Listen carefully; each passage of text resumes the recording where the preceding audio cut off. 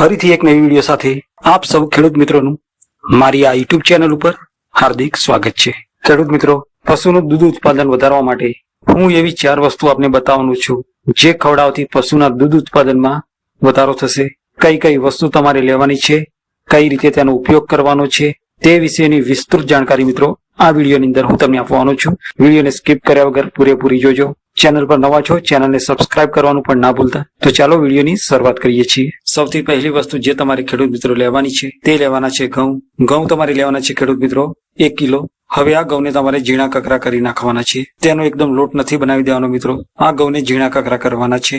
ઘઉંના ન્યુટ્રિશન વેલ્યુની વાત કરવામાં આવે તો તેમાં ભરપૂર પ્રમાણમાં પ્રોટીન રહેલું છે। તે ઉપરાંત ઘણા બધા મિનરલ્સ અને વિટામિન પણ ઘઉંની અંદર જોવા મળતા હોય છે, જે પશુનું દૂધ ઉત્પાદન વધારવા માટે ઘણા ઉપયોગી છે। હવે બીજી જે વસ્તુ લેવાની છે મિત્રો, એ તમારે લેવાનું છે સરસવનું તેલ, જેને આપણે સરસ્યું પણ કહીએ છીએ। સરસવનું તેલ તમારે મિત્રો લેવાનું છે 50 ગ્રામ જેટલું। ત્યાર પછી ત્રીજી જે વસ્તુ લેવાની છે તે લેવાનું છે તમારે ગોળ। ગોળ તમારે લેવાનો છે મિત્રો 500 ગ્રામ જેટલો। અને જે ચોથી વસ્તુ તમારે મિત્રો લેવાની છે તે લેવાની છે મેથી। મેથી મિત્રો તમારે લેવાની છે 100 ગ્રામ જેટલી। બસ આ 4 વસ્તુને મિત્રો તમારે કઈ રીતે તેનો ઉપયોગ કરવાનો છે તે આગળ આ વિડીયોની અંદર આપણે જોવાના છીએ। જો મિત્રો વિડીયો પસંદ આવે છે તો લાઈક અને શેર જરૂરથી કરી દેજો। હવે આ વસ્તુ પશુને કઈ રીતે ખવડાવવાની છે તો તેના માટે મિત્રો તમારે 3 લીટર જેટલું પાણી લેવાનું છે। હવે આ પાણીની અંદર 500 ગ્રામ જેટલા ગોળને નાખી દેવાનું છે। ત્યારબાદ તેને બરાબર ઉકળવા દેવાનું છે। ઉકળી ગયા બાદ આ પાણીની અંદર 1 કિલો ઘઉંના લોટને નાખી દેવાનો છે અને ત્યારબાદ 5 થી 10 મિનિટ રહેવા દીધા બાદ તેને ઉતારી લઈ તેની અંદર 50 ગ્રામ જેટલું સરસવનું તેલ નાખી દેવાનું છે। હવે મિત્રો 50 ગ્રામ જેટલી મેથીને પણ અધકચરી કરી નાખીને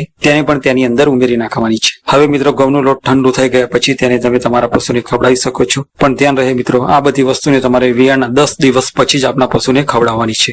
અને બીજી એક વાત મિત્રો, આ જે પશુ આહાર તમે તમારા પશુને ખવડાવો છો તેની સાથે એક વસ્તુને બીજી ઉમેરી દો, અને તે છે પાપડીયો ખારો। પાપડીયો ખારો મિત્રો તમે 50 ગ્રામ જેટલો તમારા પશુને આપી શકો છો, જેનાથી પશુની પાચન શક્તિમાં સુધારો થશે।